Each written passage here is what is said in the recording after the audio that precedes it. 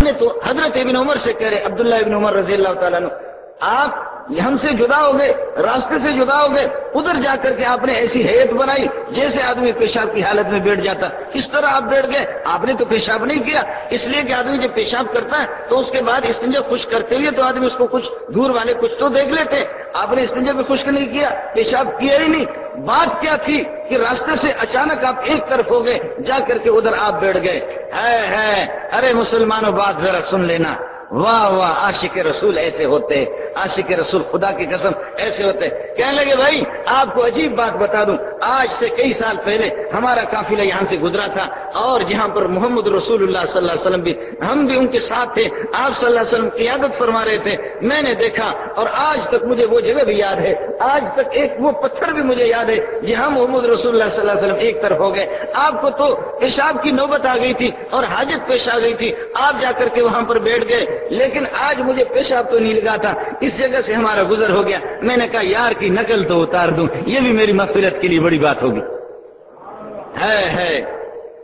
یار کی نقل تو اتارے۔ ہمارے تبلیغی بھائی غریب کہتے بھائی ہم تو وہ چیز تو ہو بہو نہیں کر سکتے، اس طریقے پر دین پر عمل نہیں کر سکتے، ہو بہو اور ایک ایک چیز کو صحابہ کی طرح ہم اس پر عمل نہیں کر سکتے، لیکن نقل اتارتے ہیں، نقل اتار۔ اللہ ہمیں ناقل بنا دے تب بھی بڑی بات ہے، اگر ہم نقل کرنے والے بن جائیں تب بھی بڑی بات ہے۔ میرے استاد نے بڑی اچھی بات کی، وہ فرماتے ہیں کہ منظور بھائی دیکھو ہم لوگ مولوی اصل مولوی نہیں ہے، فوٹو اسٹیٹ مولوی ہے، صرف سفید ٹوپی رکھی ہے، سفید رومال رکھا ہے، سفید کپڑے ہیں، لوگوں کو دھوکہ دے رہے ہیں، جبکہ اوپر کا دین ہے۔ مولوی صاحب کی تقریر بھی رٹی ہوئی ہوتی ہے، مصیبت تو یہ ہو گئی، مولوی کی تقریر بھی رٹی ہوئی ہے تو کیا لوگوں کی دلوں پر اس کا اثر کیا ہوگا؟ بس وہ طوطے کی طرح ٹو ٹو ٹو ٹو ٹو ٹو ٹو ٹو ٹو ٹو کر کے بس لوگوں نے بھی سن لیا، مولوی صاحب نے بھی سنایا، ہم سناتے رہیں گے، آپ سنتے رہیں گے، مولوی بھی قبر میں بغیر عمل کے جائے گا اور مقتدی بھی اسی طرح جائیں گے۔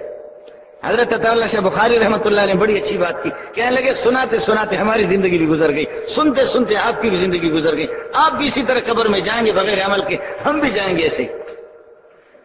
ہے میرے بھائی، مردہ بدست زندہ، المیت فی ید الغسالین یا فی ید الغسال، میت وہ بس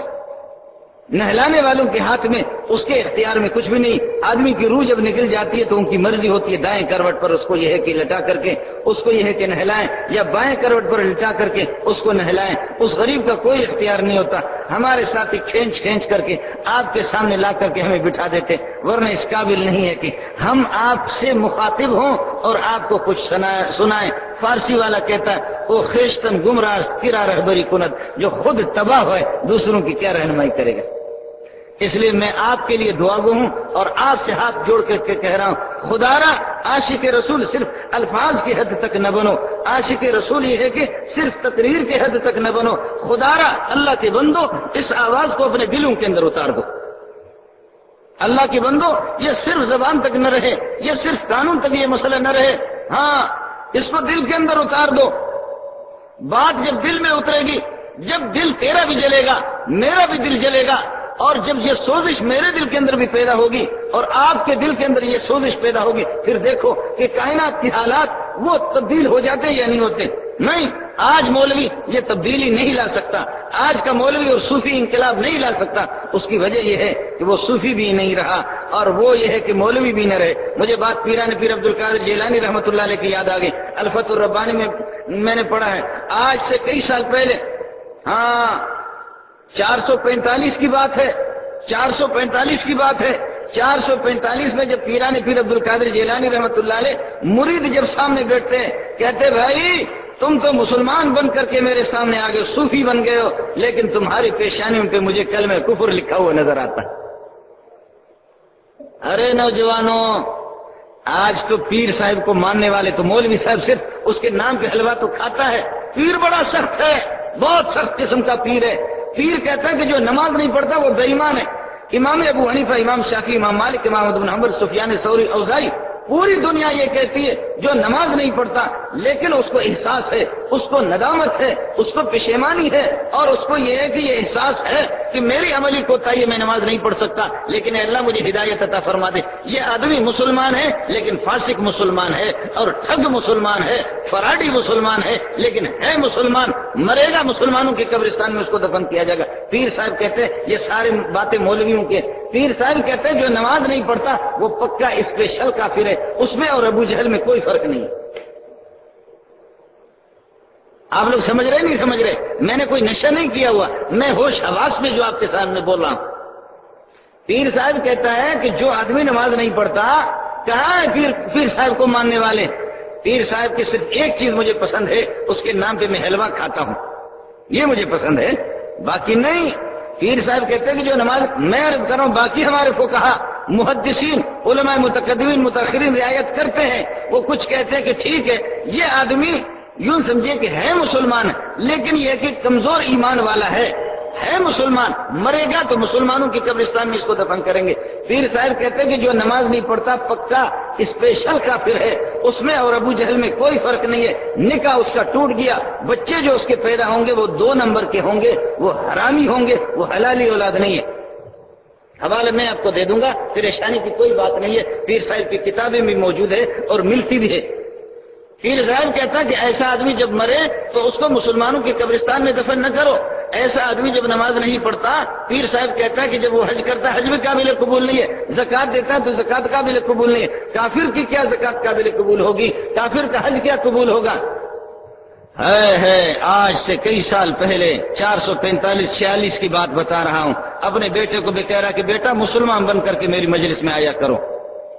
مریدوں سے کہتا کہ مریدوں مسلمان بن کر کے میری مجلس میں آیا کرو، مریدوں سے کہتا کہ مریدوں تمہاری پیشانیوں پہ کلمہ کفر مجھے لکھا ہوا نظر آتا ہے۔ اللہ والوں کو اللہ تعالیٰ نے ایسی آنکھیں دی ہے، ایسی بصیرت دی ہے۔ مجھے کسی نے، میں نواب شاہ گیا تھا، وہاں ایک آدمی نے، بہت بڑے افسر ہے، اس نے یہ واقعہ مجھے بتایا، رو رو کر کے مجھے واقعہ بتایا، کہنے لگے مولوی منظور آپ کو عجیب واقعہ سناتا ہوں۔ میں نے کہا یار سناؤ کیا واقعہ ہے؟ کہنے لگے آپ کو باور نہیں ہوگا لیکن خدا کی قسم یہ واقعہ ہے، میں نے خود اس کا مشاہدہ کیا۔ میں نے کہا یار کچھ تو بتا دے، سندھی تھے، میں نے کہا کیا مسئلہ ہے؟ کہنے لگے یار آپ کو عجیب بات بتا دوں، عصر کی نماز تھی اور ہم لوگ آ کر کے پیچھے کھڑے ہو گئے، مکبر نے اقامت کہی اور تکبیر کہی، اس کے بعد حضرت نماز پڑھا رہے تھے، مولانا عبد الکریم بیر شریف رحمۃ اللہ علیہ، ابھی انتقال ہو گئے، نماز پڑھانے کے لیے ہاتھ اٹھایا، اللہ اکبر، فوراً ہاتھ گر گئے، ہاتھ اٹھ نہیں سکتے، فوراً گر گئے، اللہ اکبر اللہ اکبر اللہ اکبر اللہ۔ کہنے لگے حیران ہو گئے، فرمایا بھائی ادا تمام بھی ہی رہو، آؤں وضو کرے اچان تو کھڑے رہو، بیٹھے رہو، یہاں پر کھڑے رہو، میں وضو بنا کر کے آتا ہوں۔ حیران ہو گئے کہ پیر صاحب بغیر وضو کے گئے اور وہاں سے وضو بنا کر کے آ گئے اور پھر نماز پڑھایا ہمیں۔ نماز کے بعد فرمایا بھائی مسئلہ یہ ہے کہ ظہر کی نماز میں نے پڑھائی تھی، ظہر کی نماز کے بعد مجھے کچھ تکلیف تھی اور پیٹ میں کچھ گڑبڑ تھی، میں نے اپنے طور پر اپنی دانش کے مطابق سمجھا میرا وضو برقرار ہے، وضو نہیں ٹوٹا ہے، لیکن انسان ہے ہو جاتا ہے لا علمی میں، شاید میرا وضو ٹوٹ گیا مجھے پتا نہیں چلا، لیکن جیسے میں نے ہاتھ اٹھایا آپ لوگوں کو نماز پڑھانے کے لیے تکبیر تحریمہ کے لیے، اللہ تعالیٰ نے میرے ہاتھوں کی حرکت ختم کر دی، ہاتھوں میں طاقت بھی نہیں تھی۔ یہ ساری رہنمائیاں خصوصی اللہ والوں کے ساتھ ہے، اللہ تعالیٰ ان کے ہاتھ پکڑ لیتے ہیں کہ تیری نمازیں تو ہمیشہ بڑی اچھی نماز ہوتی ہے، میں اس کو پسند نہیں کرتا کہ آپ کی کوئی نماز بغیر وضو کے ہو، فوراً ہاتھ پکڑ لیا، ہاتھ کی طاقت بھی ختم ہو گئی، لیکن میرے جیسے مولوی بغیر وضو کے پڑھا بھی ہو جاتا ہے۔